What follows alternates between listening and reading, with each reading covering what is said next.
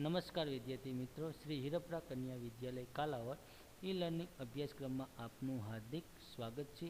વિષય નામાના મૂળ તત્વો ભાગ 2 ધોરણ 11 કોમર્સ, એમાં પ્રકરણ નંબર 9 બિનવેપારી સંસ્થાના હિસાબો। તો છેલ્લા લેક્ચરની અંદર આપણે આવક જાવક ખાતું કઈ રીતે બનાવવાનું એની વિશે ચર્ચા કરી। તો હવે પછીના આ લેક્ચરની અંદર ઉપજ ખર્ચ ખાતું તૈયાર કરવામાં કઈ કઈ બાબતો થાય છે એને ધ્યાનમાં રાખવાની બાબતો અને નમૂના વિશે ચર્ચા કરીએ। તો આજે આપણે જોઈએ ઉપજ ખર્ચ ખાતું। તો હિસાબી વર્ષના અંતે બિનવેપારી સંસ્થાનું પરિણામ જાણવા માટે જે ખાતું તૈયાર કરવામાં આવે છે તેને ઉપજ ખર્ચ ખાતું કહેવાય છે। હિસાબી વર્ષના અંતે બિનવેપારી સંસ્થા છે, કોઈ પણ સંસ્થા એને પણ ધંધામાં આખા વર્ષમાં એને કેટલો નફો થયો છે કે નુકસાન એ જાણવા માટે બિનવેપારી સંસ્થા પરિણામ જાણવા માટે ઉપજ ખર્ચ ખાતું તૈયાર કરવામાં આવે છે। આ ખાતાની ઉધાર બાજુ ચાલુ વર્ષની મહેસૂલી ખર્ચ અને જમા બાજુ ચાલુ વર્ષની મહેસૂલી આવકો દર્શાવવામાં આવે છે। અહીંયા ફક્ત મહેસૂલી ખર્ચ અને મહેસૂલી આવકો દર્શાવવામાં આવે છે। આ ખાતું વેપારી સંસ્થામાં નફા નુકસાન ખાતા જેવું છે। ઉપજ ખર્ચ ખાતું એ નફા નુકસાન ખાતા જેવું છે, એટલા માટે ઉપજ ખર્ચ ખાતાના મદદથી સંસ્થાના રોજિંદા ખર્ચને પહોંચી વળવા માટે પૂરતા પ્રમાણમાં ઉપજે છે કે નહીં તે જાણવા માટે તૈયાર કરવામાં આવે છે। તો ઉપજ ખર્ચ ખાતું તૈયાર કરતી વખતે ધ્યાનમાં રાખવાની બાબત, પહેલી બાબત, આ ખાતામાં જમા બાજુ ફક્ત ચાલુ વર્ષની મહેસૂલી આવકો અને ઉધાર બાજુ ફક્ત ચાલુ વર્ષની મહેસૂલી ખર્ચ જ દર્શાવે છે। ખાસ વિદ્યાર્થી મિત્રો સમજો, આ ખાતામાં જમા બાજુ ફક્ત વર્ષની મહેસૂલી આવકો, જમા બાજુ અને ઉધાર બાજુ ફક્ત ચાલુ વર્ષનું જ, જે વર્ષનું તમે બનાવતા હોય એ વર્ષના મહેસૂલી ખર્ચ જ દર્શાવાય છે। બીજું, મૂડી ખર્ચ કે મૂડી આવકો ધ્યાનમાં લેવામાં આવતી નથી। ઉપજ ખર્ચ ખાતામાં કોઈ પણ પ્રકારની મૂડી ખર્ચા હોય અથવા મૂડી આવકો હોય તો એ બાબતો અહીંયા ધ્યાનમાં રાખવામાં આવતી નથી। ત્રીજું, આ ખાતું વેપારી પદ્ધતિ તૈયાર થતું હોવાથી મહેસૂલી આવકો એટલે ચાલુ વર્ષની મળેલ પ્લસ ચાલુ વર્ષની મળવાની બાકી પ્લસ ગયા વર્ષથી અગાઉથી મળેલ ધ્યાનમાં લેવાય છે। આ ખાતું વેપારી પદ્ધતિથી બનાવતા હોવાથી મહેસૂલી આવકોમાં ચાલુ વર્ષની હોય, પછી ચાલુ વર્ષની મળવાની કેવી હોય, બાકી હોય અથવા ગયા વર્ષે અગાઉથી મળેલી હોય તો એ બાબતો ધ્યાનમાં લેવામાં આવે છે। તેમજ મહેસૂલી ખર્ચ તો ચાલુ વર્ષના ચૂકવેલા, ચાલુ વર્ષની ચૂકવવાના બાકી અને ગયા વર્ષના અગાઉથી ચૂકવેલા ખર્ચ પણ ધ્યાનમાં લેવામાં આવે છે। ચોથું, જો ખર્ચ કરતાં ઉપજો વધુ હોય, જો ખર્ચ કરતાં ઉપજો વધુ હોય તો છેવટની બાકી ઉપજનો ખર્ચ કરતાં વધારો કહેવાય છે। તમારી પાસે ખર્ચ ઓછો હોય અને ઉપજ એટલે આવક વધુ હોય તો આ જે તફાવત જોવા મળે છે એ તફાવતને ઉપજનો ખર્ચ કરતાં વધારા તરીકે દર્શાવાય છે। જે વેપારી સંસ્થા નફો જેવો જ છે આને પાકા સરવૈયામાં જવાબદારી બાજુ મૂડી ભંડોળમાં ઉમેરવામાં આવે અને જે વેપારી સંસ્થા નફો થયો હોય તો આ નફો પાકા સરવૈયામાં જવાબદારી બાજુ મૂડી ભંડોળમાં ઉમેરવામાં આવે છે। જો ઉપજો કરતાં ખર્ચ વધુ હોય તો છેવટની બાકી ખર્ચનો ઉપજ કરતાં વધારો કહેવામાં આવે। ઘણી વખત એવો થાય ખર્ચ વધુ હોય અને આવકો કેવી થાય, ઉપજો ઓછી હોય તો ખર્ચનો ઉપજ કરતાં વધારો કહેવામાં આવે છે।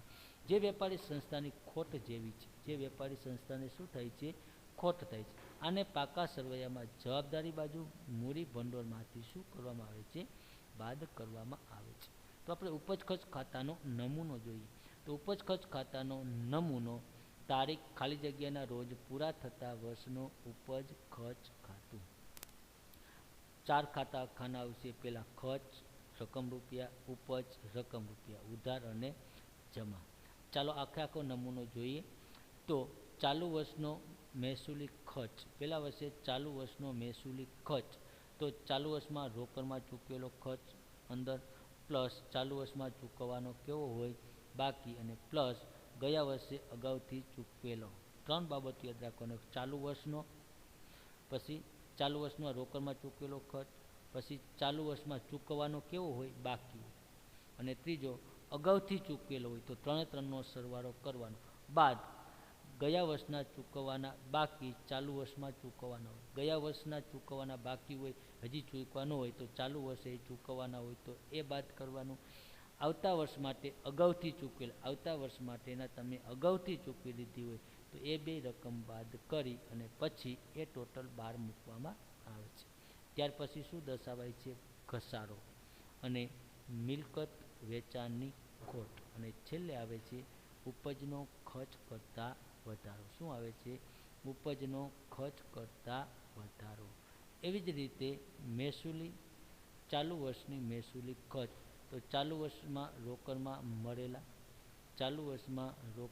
મળેલા પ્લસ ચાલુ વર્ષમાં મળવાના કેવા હોય? બાકી હોય, પ્લસ ગયા વર્ષમાં અગાઉથી મળેલા, આ ત્રણેયનો સરવાળો કરી અને આની ગઈને ગયા વર્ષના મળવાના બાકી જે ચાલુ વર્ષમાં મળેલ હોય અને બીજું આવતા વર્ષના અગાઉથી મળેલા હોય તે એ બેનો સરવાળો કરી અને છેલ્લે બાદ કરવામાં આવે છે. પછી મિલકત વેચાણનો નફો અને છેલ્લે ખર્ચનો ઉપજ કરતાં વધારો. આટલી વસ્તુ આપણે બાબતો ધ્યાનમાં રાખી અને બંને બાજુ શું કરી દેવાનું છે? ટોટલ મારવાનું છે. જો આ બાજુનું ટોટલ વધુ હોય, જમા એટલે ઉપજ વધુ હોય અને ખર્ચ ઓછો હોય તો લખવાનું ઉપજનો ખર્ચ કરતાં વધારો, ટૂંકમાં વધારો. ઘણી વખત એવું થાય છે ખર્ચનો આ બાજુ ઉધાર બાજુનો સરવાળો વધુ હોય અને જમા બાજુનો સરવાળો કેવો હોય? ઓછો. અને જે તફાવત મળે છે ખર્ચનો ઉપજ કરતાં વધારો, ટૂંકમાં ઘટ. અહીંયા ઉધાર બાજુ હોય તો ઉપજનો ખર્ચ કરતાં વધારો અને જમા બાજુ હોય તો ખર્ચનો ઉપજ કરતાં વધારો. ઉપજનો ખર્ચ કરતાં વધારાની ઉધાર બાકી હોય, જમા બાકી હોય છે, જ્યારે ખર્ચનો ઉપજ કરતાં વધારાની કેવી બાકી હોય છે? જમા બાકી. હવે બેનો તફાવત જોઈએ તો આવક જાવક ખાતું અને ઉપજ ખર્ચ ખાતા વિશેનો તફાવત. તો અર્થ: બિન વેપારી સંસ્થા વર્ષ દરમિયાન મળેલ અને ચૂકવેલ રોકડની જે તારીખ તૈયાર કરે છે તેને આવક જાવક ખાતું કહેવાય છે. બિન વેપારી સંસ્થા વર્ષ દરમિયાન મળેલ અને ચૂકવેલ રોકડની જે તારીખ તૈયાર કરે છે, રોકડ શિલ્લક જે ચડે છે તેને આવક જાવક ખાતું કહેવાય છે. તો બિન વેપારી સંસ્થા વર્ષના અંતે સંસ્થાનું પરિણામ જાણવા માટે જે ખાતું તૈયાર કરે છે તેને કયું ખાતું કહેવાય છે? તો કે ઉપજ ખર્ચ ખાતું કહેવાય છે. સ્વરૂપ: તો આવક જાવક ખાતું રોકડ ખાતા જેવું છે, જ્યારે ઉપજ ખર્ચ ખાતું કેવું છે? તો કે નફા નુકસાન ખાતા જેવું છે. બાકી: શરૂઆતની બાકી રોકડ શિલ્લક અને બેંક શિલ્લક કે બેંક ઓવરડ્રાફ્ટ હોઈ શકે છે. શરૂઆતની આવક જાવક ખાતામાં શરૂઆતની બાકી કાં રોકડ શિલ્લક હોય, કાં બેંક શિલ્લક હોય, કાં તે બેંક ઓવરડ્રાફ્ટ પણ હોઈ શકે છે. ઉપજ ખર્ચ ખાતામાં શરૂઆતની બાકી હોતી નથી. આખરની બાકી: તો આખરની બાકીને રોકડ શિલ્લક, બેંક શિલ્લક કે બેંક ઓવરડ્રાફ્ટ કહેવામાં આવે છે. જ્યારે ઉપજ ખર્ચ ખાતામાં આખરની બાકીને ઉપજનો ખર્ચ કરતાં વધારો કે ખર્ચનો ઉપજ કરતાં વધારો દર્શાવવામાં આવે છે. વ્યવહારોની નોંધ: ઉધાર બાજુ આવકો અને જમા બાજુ જાવકો નોંધવામાં આવે છે, જ્યારે ઉપજ ખર્ચ ખાતામાં ઉધાર બાજુ મહેસૂલી ખર્ચાઓ અને જમા બાજુ મહેસૂલી આવકો એટલે ઉપજો નોંધવામાં આવે છે. આ રીતે તેનો ત્યાર પછી આખરની બાકીની અસરો. તો રોકડ શિલ્લક અને બેંક શિલ્લક પાકા સરવાળામાં મિલકત બાજુ દર્શાવે છે અને બેંક ઓવરડ્રાફ્ટ જવાબદારી બાજુ દર્શાવે છે. રોકડ શિલ્લક કે બેંક શિલ્લક આવે તો પાકા સરવૈયાની અંદર મિલકત લેણા બાજુ દર્શાવાય છે અને જો ઓવરડ્રાફ્ટ આવે તો જવાબદારી બાજુ.